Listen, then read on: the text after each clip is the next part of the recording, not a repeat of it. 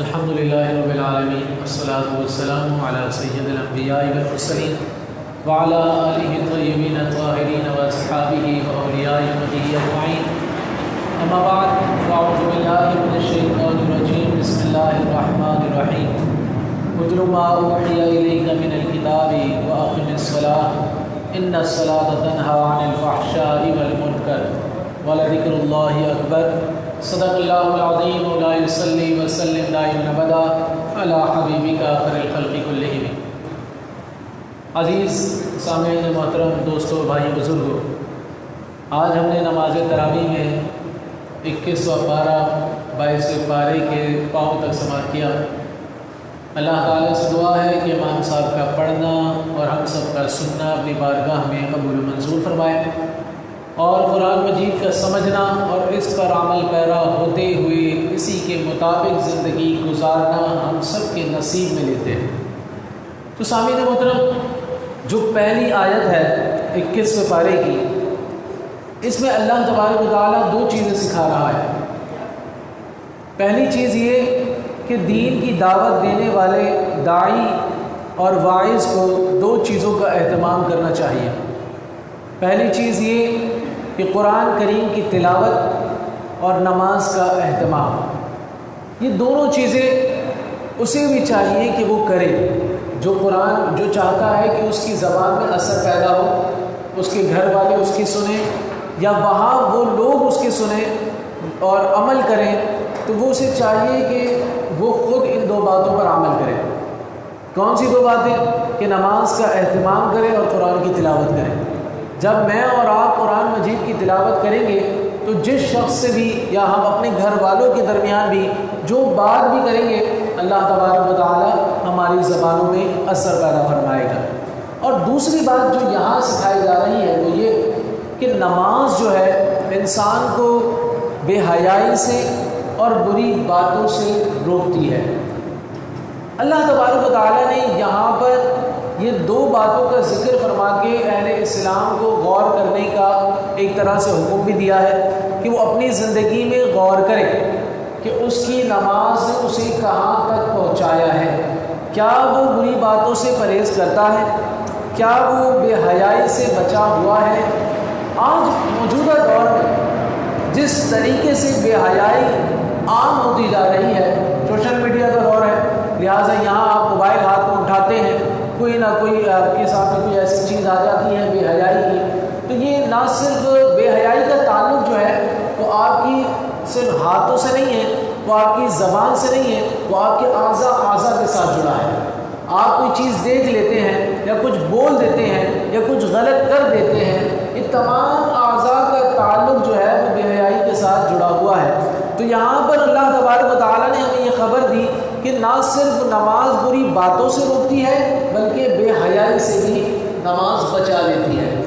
اب ہمیں اپنی زندگی کے اندر غور کرنا ہے کہ کتنے سال ہو گئے ہمیں نماز پڑھتے ہیں، ہم کہاں تک محفوظ ہوئے اور کتنا محفوظ ہوئے، اور اگر ہم ابھی تک محفوظ نہیں ہوئے تو ہماری نمازوں میں کوتاہی ہے۔ ہماری نمازوں میں کہاں کوتاہی ہے؟ یہ ہم نے پورے اس جو ہے خاکے کو دیکھنا ہے۔ کیا ہم وضو صحیح نہیں کرتے، یا ہماری پاکی ناپاکی کا مسئلہ ہے؟ کون سا ایسا مسئلہ ہے جس کی وجہ سے ہماری نماز جو ہے ہمیں بے حیائی اور بری باتوں سے نہیں روک رہی؟ شروع سے اس بات کو سمجھنا ہے اور پھر اپنے آپ کو ٹٹولنا ہے، محاسبہ کرنا ہے اور اپنی نمازوں کو بہتر سے بہتر بنانے کی کوشش کرنی ہے۔ بعض لوگ یوں بھی دیکھ سکتے ہیں کہ بھائی نماز تو پڑھتے ہیں لیکن وقت پر نہیں پڑھتے، وہ بس جان بوجھ کر لیٹ کرتے ہیں، تو نماز میں بہتری نہیں ہوئی۔ تو ہمیں ہر طریقے سے جو ہے، یہ مثال کے طور پر میں نے ایک بات کی تھی، ہمیں ہر طریقے سے اپنی نمازوں کو دیکھنا ہے اور بہتر سے بہتر کرنے کی کوشش کرنی ہے تاکہ ہم دنیا کے یہ بڑے دو گناہوں سے محفوظ ہو سکیں۔ کیونکہ ہم نے سنا ہے جب انسان یہ دو چیزوں سے یعنی کہ گندگیوں سے محفوظ ہو جاتا ہے تو پھر اللہ تبارک و تعالیٰ جو ہے اسے اپنی قربت کی طرف کھینچتا ہے۔ جب دو چیزوں سے انسان نے بچنا ہے نا، ایک لالچ سے اور ایک ان تمام برائیوں سے۔ اب اس کے اندر یہ برائی بھی آ گئی کہ آپ بری بات کرتے ہیں، یہ بھی آ گئی فحاشی وغیرہ۔ تو یہ جب ان دونوں چیزوں سے انسان بچنا شروع ہو جاتا ہے تو وہ قربت کی طرف آتا چلا جاتا ہے، یہ ہم نے پہلے بھی سنا تھا۔ تو تو یہاں پر اگر ہم نماز اپنی بہتر کرتے چلے جائیں گے تو ہم برائیوں سے رکتے چلے جائیں گے، اور برائیوں سے رکنا ہمارا شرط ہے، اور اللہ تعالیٰ کی قربت کے قریب ہم بڑھتے چلے جائیں گے۔ تو اللہ تبارک و تعالیٰ ہمیں اپنا محاسبہ کرنے کی توفیق عطا فرمائے اور اپنی نمازوں کو بہتر سے بہتر کرنے کی توفیق بھی نصیب فرمائے۔ آگے چلتے ہیں تو دوستو اللہ تبارک و تعالیٰ یہاں پر ایک اور بڑی خوبصورت بات بیان فرما رہا ہے جو کہ انسان کو مضبوط کرنے کے لیے کافی ہے۔ فرمایا والذین جاہدوا فینا لنہدینہم سبلنا۔ یہاں اللہ تبارک و تعالیٰ نے ایک ذہن میں یہ بات انسان کے ڈالی ہے کہ مشکلات سے ہارنا نہیں چاہیے۔ جو شخص ہمارے دین کے راستے میں مشقت کرے، اس آیت کریمہ میں اللہ تعالیٰ یہ سمجھا رہا ہے، جو ہمارے دین کے راستے میں مشقت برداشت کرے اور محنت کرے، ہم اس کے لیے اپنے راستے کھول دیتے ہیں۔ یہ آیت دین پر چلنے والوں کے لیے بڑی خوشخبری ہے کہ جب انسان ہمت نہ ہارے بلکہ مسلسل کوشش اور محنت میں لگا رہے تو اللہ تعالیٰ اس کی مشکلات دور فرما کر راستے کھول دیتا ہے اور اسے منزل مقصود تک پہنچا دیتا ہے۔ کر لیجئے دوستو، کمال کی بات ہے کہ اللہ تبارک و تعالیٰ نے فرمایا کہ بندہ میری جانب کھنچے تو صحیح۔ کہ ہم سنتے آ رہے ہیں کہ لوگ آج بھاگ رہے ہیں بابو سے، کہتے ہیں کہ ہم سے نہیں ہو پا رہا، تو یاد رہے کہ جب تک مشکلات کو ہم جھیلیں گے نہیں تو جنت کی مکی کیسے بنے گی؟ ہر چیز، اب دیکھیں دین میں مشکلات ہیں لیکن اللہ تعالیٰ نے بندے کو کسی ایسی چیز کا مکلف نہیں کیا جو وہ کر نہیں سکتا۔ اللہ تعالیٰ نے ہمیں اسی چیز کا مکلف کیا ہے جو ہم کر سکتے ہیں۔ ہاں مشکل پیش آتی ہے، ہر طرح کی مشکلات ہوتی ہیں، کبھی انسان کی تکلیف ہوتی ہے، کبھی انسان کو جو ہے دوڑ لگانی ہوتی ہے کہ دیر ہو گئی اور ہمیں جو ہے فوراً نماز کی طرف بڑھنا ہے، یا پھر انسان کو فجر اٹھنے میں مشکل ہوتی ہے، اسی طریقے سے دیگر مشکلات ہوتی ہیں۔ اب جب انسان ان مشکلات کو دور کر کے عبادات کی طرف بڑھے گا، اللہ تعالیٰ کی قربت کی طرف بڑھے گا، تو اللہ تعالیٰ نے بھی تو وعدہ فرمایا ہے کہ ہم اس کے لیے راستے کھول دیں گے۔ صرف ہمارا تھوڑی سی محنت کرنا ہے۔ پھر فرمایا نا، پھر راستے کھول دینے سے کیا مراد ہے؟ ہم نے حدیث مبارک نہیں سنی کہ اللہ تبارک و تعالیٰ پھر بندے کو ایسے قریب کھینچ لیتا ہے کہ فرمایا میں اس کے ہاتھ بن جاتا ہوں، میں اس کے پیر بن جاتا ہوں، اس کی قدم بن جاتا ہوں، میں اس کی ہر چیز اللہ تبارک و تعالیٰ کے مطابق ہو جاتی ہے اس کی۔ پھر وہ جو بولتا ہے وہ اپنی مرضی سے نہیں بولتا، پھر وہ وہی بولتا ہے جو اللہ تبارک و تعالیٰ چاہتا ہے، پھر وہ وہی کرتا ہے جو اللہ تبارک و تعالیٰ چاہتا ہے، وہ قربت کی منازل کو پا چکا ہوتا ہے۔ تو یہاں یہی ہمیں سکھایا جا رہا ہے کہ وہ کوشش تو کریں، آج ہم کوشش تو کریں، جب ہم دین کے راستے میں تھوڑی سی مشقت برداشت کریں گے، تھوڑی سی تکلیفات کو جھیلیں گے، تب جا کر ہی تو ہمیں منازل عطا ہوں گے۔ تو اللہ تعالیٰ ہمیں یہ باتیں سوچ کر اور بہترین سے بہترین عبادت میں ذوق و شوق کے ساتھ اللہ رب العزت کو راضی کرنے کی توفیق عطا فرمائے۔ آگے چلتے ہیں تو ہمیں ایک اور اللہ تبارک و تعالیٰ جو ہے سبق دے رہا ہے جو کہ واقعہ بھی ہے اور اس میں کئی اسباب بھی ہیں۔ اہل روم کے لیے فتح کی پیشن گوئی یہ ہے کہ اللہ تعالیٰ نے فرمایا الف لام میم غلبت الروم فی ادنی الارض وهم من بعد غلبهم سیغلبون۔ ان آیات کا شان نزول یہ ہے کہ دنیا میں دو سپر پاورز تھیں، ایک تھی روم اور دوسری تھی ایران۔ روم کے بادشاہ کو قیصر کہا جاتا تھا اور ایران کے بادشاہ کو کسریٰ۔ قیصر اور کسریٰ کے کتنے ہم نے واقعات سنے ہیں۔ تو یہ دو سپر پاور تھیں، یہ بڑے بڑے بادشاہ تھے اور ان کے پاس بہت پاور تھا۔ تو رومی اہل کتاب عیسائی تھے اور ایرانی آتش پرست تھے، یعنی مجوسی تھے۔ ایران مسلسل روم کو شکست دیتا ہوا آگے بڑھ رہا تھا۔ ادھر مکہ میں بت پرست مشرکین کی ہمدردیاں ایرانیوں کے ساتھ تھیں کیونکہ وہ بت پرست تھے، اور دوسرے جو ہے وہ کیا نام ہے عیسائی تھے، تو وہ ایرانیوں کا ساتھ دیتے تھے۔ جب ایرانی کسی شہر کو فتح کرتے تو مکہ کے مشرکین مسلمانوں کو چڑھاتے کہ دیکھو ہمارے ایرانی بھائی مسلسل اہل روم کے مقابلے میں فتح حاصل کر رہے ہیں۔ اس وقت یہ صورت نازل ہوئی جس میں پیشن گوئیاں کی گئیں۔ پہلی یہ کہ چند سالوں میں اہل روم اہل ایران پر غالب آ جائیں، اور دوسری یہ کہ اللہ مسلمانوں کی مدد فرمائے گا۔ اب دیکھیے جب انسان مسلمان اپنی چیزوں سے ہٹتا نہیں ہے نا، وہ استقامت سے کرتا رہتا ہے، تو اس کے ساتھ شیطان جو ہے اس کو بہکانے کی کوشش کرتا ہے، کفار کے ذریعے، برائیوں کے ذریعے، اور شیطان اپنے طریقے سے آزماتا ہے اس کو. جیسے کہ ہم کتنے اللہ کے ولیوں کے حوالے سے سنا، حضور غوث پاک کے حوالے سے سنا، جب آپ چلہ کرنے لگے اور چلے میں کامیاب ہوئی تو شیطان آپ کے پاس آیا اور کہا کہ اب آپ کو عبادت کرنے کی بھی ضرورت نہیں ہے. کئی وجوہات کی بنا پر آپ کے پاس آتا رہا. اسی طریقے سے ہم نے صحابہ کے حوالے سے سنا تھا کہ وہ جو غزوہ تبوک میں جانے سے رہ گئے تھے، جنہوں نے اپنے آپ کو باندھ لیا تھا، تو ان کے پاس بھی کفار نے خط وغیرہ بھیجے تھے کہ تم ہماری طرف آ جاؤ. تو کفار ہو یا برے لوگ، آج ہمارے معاشرے میں بھی کچھ ایسے لوگ ہیں جو ہمیں بہکاتے ہیں، ہمیں اپنی جگہ سے ہٹانے کی کوشش کرتے ہیں. یاد رہے یہ بہت بڑا سبق ہے. اگر ہم اپنی عبادت کو کرتے رہیں تو اللہ تبارک و تعالی ہماری ایسی مدد فرماتا ہے کہ مسلمانوں میں ہم طاقتور ہو جاتے ہیں.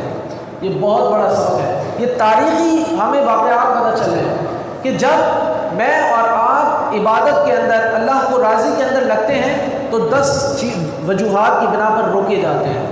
10 وجوہات کیا؟ 10 پریشانیاں آتی ہیں. کوئی آگے کہتا ہے کہ آپ کے ساتھ فلانا مسئلہ ہو رہا ہے، کوئی آگے آپ کو کسی طریقے سے روکتا ہے، گھر والوں کی طرف سے کئی معاملات ایسے ہو جاتے ہیں یا کچھ ایسا. لیکن آپ ان کے ساتھ ساتھ اپنی عبادت اور اللہ تعالیٰ کی قربت کی طرف سے خلل نہیں ڈالتے. آپ یہاں سے ہٹتے نہیں ہیں، آپ مستقل مزاجی کے ساتھ اپنے کام کو ادا کر رہے ہوتے ہیں.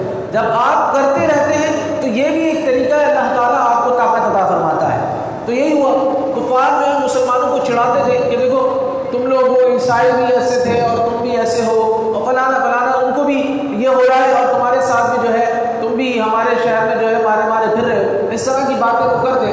لیکن مسلمان اپنی عبادت سے غافل نہیں ہوئے، اہل اسلام عبادت میں بڑھتے چلے گئے. تو اللہ تبارک و تعالیٰ نے سورہ روم نازل کر کے انہیں خوشخبری سنا دی اور فرمایا کہ اب ہوگا یہ کہ اللہ تبارک و تعالیٰ بازی جو ہے پلٹے گا کہ ایران غالب آ جائیں گے، اہل روم جو ہے اہل ایران پر غالب آ جائیں گے، اور دوسری یہ کہ اللہ تعالیٰ مسلمانوں کی بھی مدد فرمائے گا اور مسلمان بھی خوش ہو جائیں گے.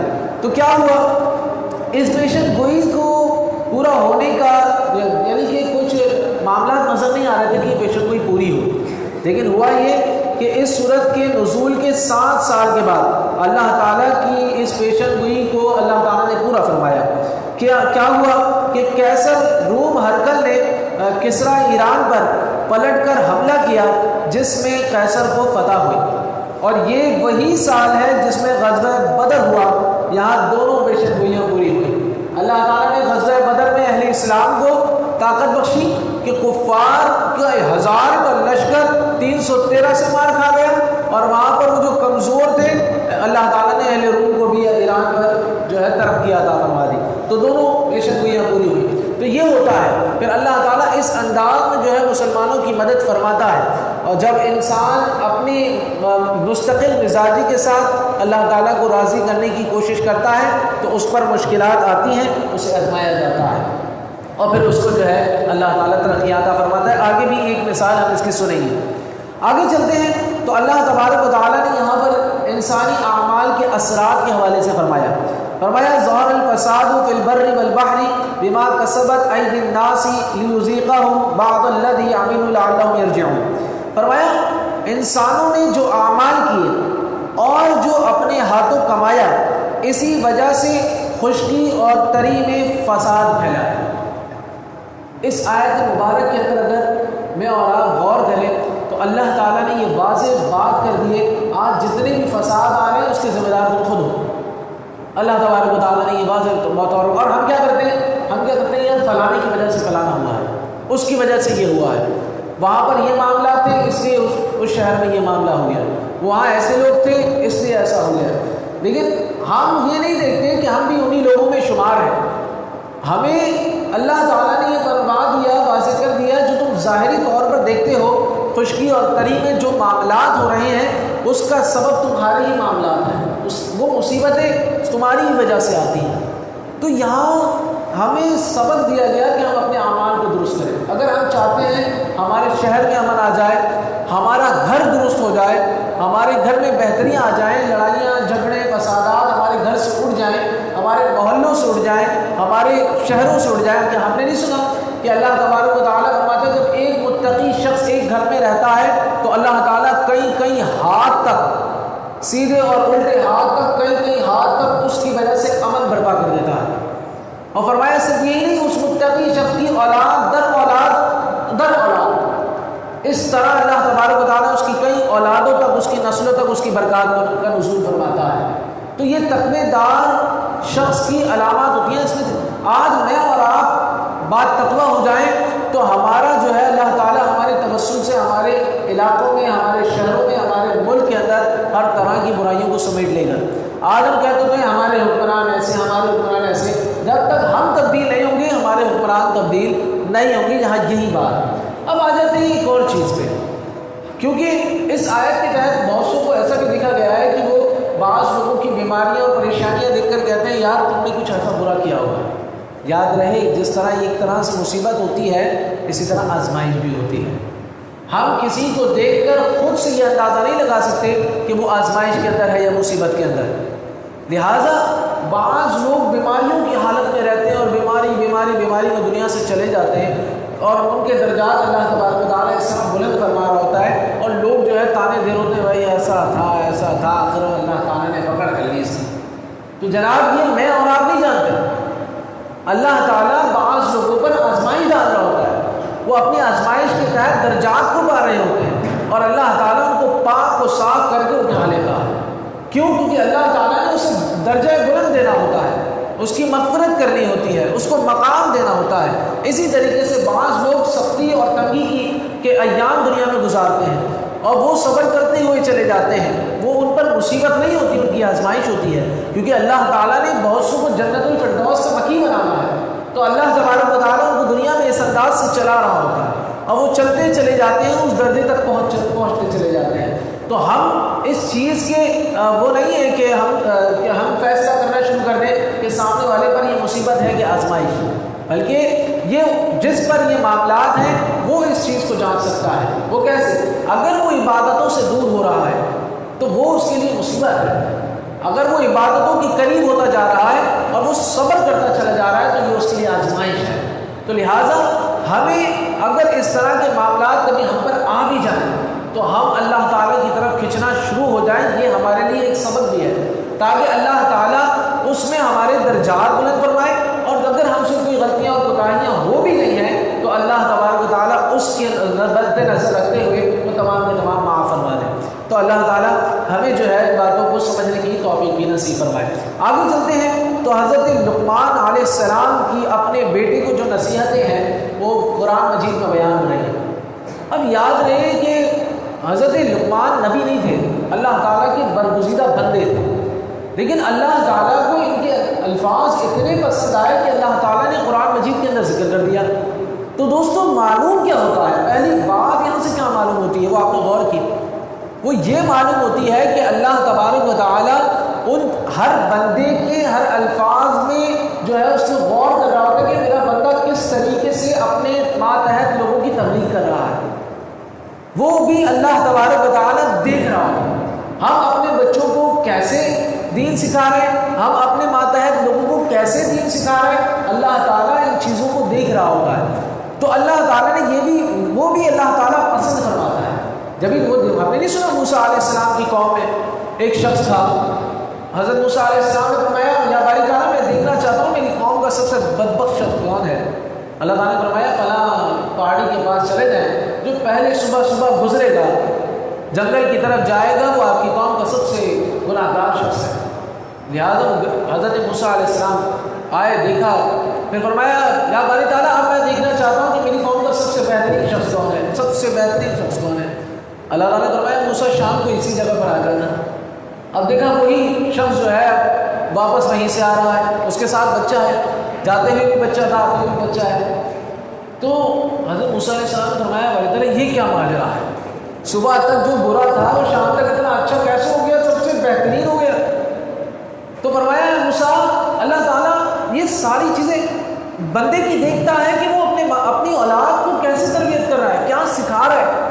آج ہم جو اپنی اولادوں کی شکایات لوگوں کے پاس آتے ہیں، کیونکہ ہم دیکھ رہے ہیں اس چیز کو مدارس کے اندر، دوسری چیزوں کے اندر، پیرنٹس آ کے والدین آ کے تو جی آپ نے اتنی عمر کیوں لگا دی کہ وہ نہیں سمجھ گیا؟ آپ نے شروع سے ہی اس کو قرآنی واقعات سے اس کی تربیت کیوں نہیں کی؟ اس کو ایسا کیوں نہیں بنایا کہ وہ آپ کی بات سنتا؟ تو ہم کئی وقت لگا دیتے ہیں، بچپن ہم چھوڑ دیتے ہیں، ابھی بچہ ہے بچہ ہے بچہ ہے بچہ ہے بچہ کر کے وہ اتنا بڑا ہو جاتا ہے کہ پھر وہ بچہ ہماری نہیں سنتا۔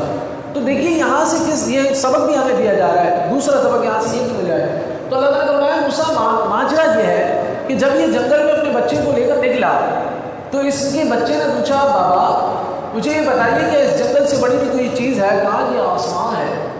کہا بابا کیا اس آسمان سے بڑی بھی کوئی چیز ہے؟ کہا تیرے باپ کے گناہ ہیں۔ کہا باپ کیا تیرے گناہ سے بڑی بھی کوئی چیز ہے؟ کہا ہاں بیٹا تیرے باپ کے گناہ سے اگر بڑی کوئی چیز ہے تو اللہ کی رحمت ہے۔ بس اللہ تعالیٰ نے فرمایا اس نے سب سے اوپر اپنے گناہوں سے اوپر جس چیز کو رکھا وہ میری رحمت تھی، پھر میری رحمت نے یہ گوارا نہ کیا کہ میری رحمت اس کے گناہوں کو نہ چھپا لے، میں نے اس کے سارے گناہوں کو چھپا کر معاف کر دیا۔ تو یہ ہے انداز گفتگو اللہ تعالیٰ کو اس کی اولاد کے ساتھ پسند آیا۔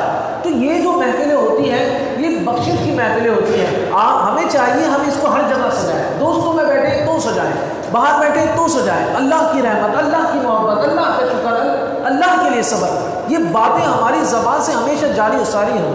یہ اللہ تعالیٰ بہت پسند کرتا ہے۔ اولاد کی تربیت میں بھی اللہ اللہ کر کے اس کو سکھائیں۔ سب سے پہلے بچے کو بسم اللہ کہنا سکھائیں، اللہ بولنا سکھائیں۔ آج کیا ہوتا ہے ہمارا بچہ چھوٹا اماں اماں بولو، اماں بولو، ابا بولو، یہی سکھاتے رہتے ہیں، اس کو نہ بسم اللہ سکھاتے ہیں نہ اللہ بولنا سکھاتے ہیں، اس کو رحمت خداوندی نہیں سکھا رہے، تو پھر وہ کیسے بنے گا؟ وہ کیسے ہماری بخشش کرائے گا؟ حکایات کے اندر باقاعدہ یہ بھی آتا ہے کہ ایک شخص تھا، اس کی اولاد ہوئی اور وہ اس کا انتقال ہو گیا، وہ تھوڑی سی بڑی ہوئی، اس کی والدہ نے اس کو مدرسے بٹھایا، جب اس کی ماں نے جب مدرسے بٹھایا تو قاری نے کہا پڑھ بسم اللہ الرحمن الرحیم۔ اس بچے نے جب اپنے ٹوٹے ہوئے الفاظوں سے، اپنی زبان سے ٹوٹی ہوئی الفاظ ٹوٹے ہوئے ادا کرنے شروع کیے تو اللہ تعالیٰ کی رحمت جوش میں آئی، اللہ تعالیٰ نے اس کے باپ کے گناہوں سے جو ہے اس کے عذاب جو تھا گناہوں کا وہ قبر سے اٹھا لیا۔ فرمایا جس کی اولاد مجھے رحمان کہہ رہی ہے میں اس کے باپ کو عذاب کیسے دے سکتا ہوں؟ تو لہٰذا یہ ہمیں سکھانا ہے اپنی اولاد کو، ہمیں دینا ہے دین، ہمیں اللہ اللہ کرنا سکھانا ہے، یہی تو اللہ تعالیٰ کو پسند آئے گا اور اسی کے توسل سے اللہ تعالیٰ ہماری بخشش فرمائے گا۔ تو حضرت لقمان علیہ السلام نے جو بیٹے کی نصیحت کی ہے اس میں پہلا سبق ہمیں یہ ملتا ہے۔ اب آ جاتے ہیں کہ نصیحتیں کون کون سی فرمائی ہیں۔ تو فرمائی حضرت لقمان علیہ السلام نے فرمایا بیٹا شرک نہ کرنا، شرک بہت بڑا گناہ ہے۔ اگر کوئی چیز، دوسری چیز فرمائی بیٹا اگر کوئی چیز رائی کے دانے کے برابر بھی ہو تو یاد رکھنا اللہ تعالیٰ کی ذات ایسی ہے کہ اسے حاضر کر دے گی، یعنی کوئی رائی کے دانے کے برابر بھی اگر کوئی دھوکہ دہی کوئی ایسا معاملہ ہوا تو یاد رکھنا اللہ تعالیٰ کی ذات ایسی ہے کہ اسے جو ہے اللہ تعالیٰ اسے حاضر کر دے گا۔ یاد رہنا اللہ تعالیٰ کے علم میں ہر چیز ہے کہ تم کیا کر رہے ہو، کیا ہونے والا ہے اور تم کیا کرنے والے ہو، اللہ تعالیٰ کے علم میں ہر چیز ہے۔ فرمایا بیٹا نماز کی پابندی کرنا، پھر آگے فرمایا بیٹا ہمیشہ نیکی کا حکم دینا، اور پھر فرمایا بیٹا ہمیشہ برائی سے روکنا، لوگوں کے ساتھ ترش روی سے پیش نہ آنا، بری طریقے سے پیش نہ آنا، کلام کرتے ہوئے لوگوں کے ساتھ نرمی اختیار کرنا، برا لہجہ برا چہرہ تمہارا کبھی بھی لوگوں کے ساتھ نہ ہو، اور فرمایا زمین پر اکڑ کر نہ چلنا، اور پھر فرمایا بیٹا میانہ روی کے ساتھ چلنا، اپنی آواز کو ہمیشہ پست رکھنا۔ یہ اللہ تعالیٰ کو یہ نصیحت کی الفاظ اتنے پسند آئے، اس میں غور کریں، ہر جگہ جو ہے انسان اس کی بلندی نہ صرف دنیا میں ہوتی ہے بلکہ اللہ تعالیٰ یا ایھا الذین آمنوا اذکروا نعمت اللہ علیکم اذ جاءتکم جنود فارسلنا علیہم ریحا وجنودا لم تروھا۔ یہاں سے لے کر آیت نمبر 27 تک غزوہ احزاب کا مختلف پہلوؤں سے تذکرہ چل رہا ہے۔ مشرکین مکہ نے احد و بدر میں ناکامی کے بعد عرب کے مختلف قبائل کو مسلمانوں کے خلاف جمع کر کے 12 سے 15 ہزار کا لشکر جمع کر لیا اور مدینہ منورہ پر حملہ کرنے کی نیت سے نکلے۔ ادھر نبی کریم صلی اللہ علیہ وسلم کو خبر مل گئی، آپ سرور کائنات صلی اللہ علیہ وسلم نے صحابہ کرام سے مشورہ کیا۔ حضرت سلمان فارسی رضی اللہ تعالیٰ عنہ کی رائے کے مطابق مدینہ منورہ کے باہر خندق کھودی گئی۔ مشرکین نے تقریباً 1 ماہ تک محاصرہ کیا، وہ طاقت لگاتے رہے، بالآخر اللہ تعالیٰ نے مدد بھیجی اور تیز آندھی چلی جس سے مشرکین مکہ بھاگ گئے۔ یہاں سے کیا بات ثابت ہے؟ یہاں سے مسلمانوں کی طاقت بھی ثابت ہو رہی ہے کہ ہمیں چاہیے، آقا کریم صلی اللہ علیہ وسلم نے یہ سبق دیا کہ جب بھی کوئی اسلامی معاملہ آئے تو کسی ایسے سے پوچھا جائے جو اسلام کی طرف ترقی کرتا ہو، یعنی محبت رکھتا ہو، اس سے مشورہ لیا جائے۔ دینی معاملات میں یا دنیاوی معاملات میں بھی ہمیں چاہیے ہم اس سے مشورہ لیں جو نیکوکار ہو۔ یہ نہیں کہ وہ اس کا مطلب یہ نہیں کہ وہ دینی فیلڈ کا ہو، کسی بھی فیلڈ کا ہو، لیکن ہو نیکوکار۔ جب وہ مشورہ دے گا تو ایسا مشورہ دے گا کہ اللہ تبارک و تعالیٰ کی مدد بھی اس میں آئے گی۔ یہاں سے یہ بات بھی ہے کہ دیکھیے نا، حضرت سلمان فارسی رضی اللہ تعالیٰ عنہ نے یہ معاملہ کیا تو کس آقا کریم صلی اللہ علیہ وسلم سے عرض کی کہ حضور ہمیں جو ہے باہر جانا چاہیے مدینہ منورہ سے اور ان کے ساتھ اس طرح معاملہ کرنا چاہیے، تو اللہ تعالیٰ نے مدد بھیجی۔ اور پھر اس کے بعد کیا ہوا کہ مدینے سے یہود بنی قریظہ نے عہد شکنی کی، تو غزوہ خندق سے فارغ ہونے کے بعد مسلمانوں نے ان کا محاصرہ کیا۔ آگے یہ سب بیان ہو رہا ہے غزوہ اس صورت کے اندر۔ اور پھر ان کا جو ہے محاصرہ کیا اور انہیں بھی توڑ کر رکھ دیا۔ اور پھر حضرت سعد رضی اللہ تعالیٰ عنہ کے فیصلے کے مطابق ان کے مردوں کو قتل کیا گیا اور ان کے نابالغ بچوں اور عورتوں کو غلام اور لونڈیاں بنا لیا گیا۔ یعنی کہ یہاں پر بھی حضور علیہ السلام نے صحابہ سے پوچھا تو حضرت سعد رضی اللہ تعالیٰ نے اس طرح فرمایا۔ تو یعنی ہمیں پتہ چلا کہ یہاں سے دوسرا سبق بھی یہ ملا کہ جو مسلمانوں کے مخالفت رکھنے والے لوگ ہیں ان کے ساتھ کبھی نرمی نہیں کی جاتی۔ دیکھیے نا آج کیا حال کر دیا، دوستی کر کے پاکستان تو لٹ گیا، آج ایمان تک انہوں نے کھینچ لیا۔ آج ہمیں ہماری اولادوں کو فحاشی اور برائیوں میں لگا دیا اور ایک ایک کر کے سارے اسلامی ممالک کو سمیٹتے چلے جا رہے ہیں۔ اور یہ سارا وبال اگر ہم خاموش رہے تو یہ پاکستان میں بھی آئے۔ تو یہاں سے ہمیں یہ سبق دے رہے ہیں کہ ایسے لوگوں کے ساتھ، یہود و نصارہ کے ساتھ، ان کفار کے ساتھ نرمی نہیں برتنی چاہیے۔ دیکھیے نا حضرت سعد رضی اللہ تعالیٰ عنہ کے فیصلے کے مطابق حضور نے فوراً جو ہے اس پر عمل کیا کہ یہودیوں کے ان کے سارے مردوں کو قتل کیا جنہوں نے یہ مخالفت کی تھی، اور ان کے جو ہے عورتوں کو اور بچوں کو جو ہے غلام لونڈیاں بنا لیا گیا۔ تو یہ اس وقت یہ سارے معاملات تھے۔ تو آج کے جو ہم دشمنان اسلام کے ساتھ نرمیاں کر رہے ہیں یہ ہمارے لیے نقصان دہ ہوئی۔ آج اتنے نقصان دہ ہوئی کہ ہمارا نوجوان جنگ کے نام سے ڈرتا ہے۔ وہ کہتا ہے نہیں بھائی جنگ کے علاوہ بھی کوئی معاملہ کرو، ہم نے سنا ہے پھٹ جاتے ہیں، مر جاتے ہیں، اڑ جاتے ہیں۔ اس طرح کی جو ہے نا ذہنیت ہے آج کے جوان کی۔ وہ کہتا ہے بس ختم کرو کسی طریقے سے، یہ سب سمجھنا چاہیے۔ وہ ڈرتا ہے، اس کے ہال اٹھنے لگ جاتے ہیں اس کو۔ تو لہٰذا یہ جتنی ہم نے دوستیاں ان لوگوں سے اپنی بڑھانے کی کوشش کی ہے، ہمارے اسلام کی جو ہے طاقتیں ہم سے چھن گئی ہیں۔ تو اللہ تعالیٰ یہ بھی ہمیں سمجھنے کی توفیق عطا فرمائے۔ آگے اس صورت میں جو ہے منافقین کے حوالے سے بھی ذکر ہوا کہ منافقین نے ہیلے بازی کی، کیونکہ جب احزاب کا معاملہ آیا تو منافقین دور بھاگنے لگے، تو انہوں نے ہیلے بازی کی کہ ہم غزوے میں یوں شریک نہیں ہو پائے، تو اللہ تعالیٰ نے ان کا بھی حال بیان کر دیا، جس سے دوستو یہ بات واضح ہوتی ہے کہ جو اسلام سے بھاگ رہا ہے نا تو اللہ تبارک و تعالیٰ اس کو ذلیل کر دیتا ہے۔ جو اسلامی معاملات سے بھاگتا ہے نا تو اللہ تعالیٰ اس کو رسوا کرتا ہے، دنیا میں بھی اور آخرت میں بھی۔ یہاں یہ آخری بات ذکر کر کے ہمیں یہ سبق دی ہے۔ تو اللہ تبارک و تعالیٰ ہمیں اسلام کے تمام تقاضوں کو پورا کرتے ہوئے دین اسلام کے مطابق زندگی گزارنے کی توفیق عطا فرمائے۔ اللہ تعالیٰ ہم سب نے جو سنا ہے اس پر ہمیں عمل پیرا ہونے کی توفیق نصیب فرمائے۔ الحمدللہ رب العالمین، الصلاۃ والسلام علی سید الانبیاء والمرسلین وعلی آلہ واصحابہ اجمعین۔ اللهم ربنا آتنا في الدنيا حسنة وفي الآخرة حسنة وقنا عذاب النار۔ اللهم أنت السلام ومنك السلام وإليك يرجع السلام، حينا ربنا في السلام وادخلنا دار السلام، تبارك ربنا وتعالى يا ذا الجلال والإكرام۔ اللهم اغفر وارحم وأنت خير الراحمين، اللهم رب ارحمهما كما ربياني صغيرا، اللهم إني أسألك العفو والعافية والمعافاة الدائمة في الدين والدنيا والآخرة، اللهم أعني على ذكرك وشكرك وحسن عبادتك، اللهم أنت حسنت خلقي فحسن خلقي، يا مقلب القلوب ثبت قلبي على دينك، يا مقلب القلوب ثبت قلبي على دينك، يا مقلب القلوب ثبت قلبي على دينك، وصلی اللہ تعالی علی خیر خلقہ محمد وعلی آلہ وصحبہ اجمعین برحمتہ اللہ.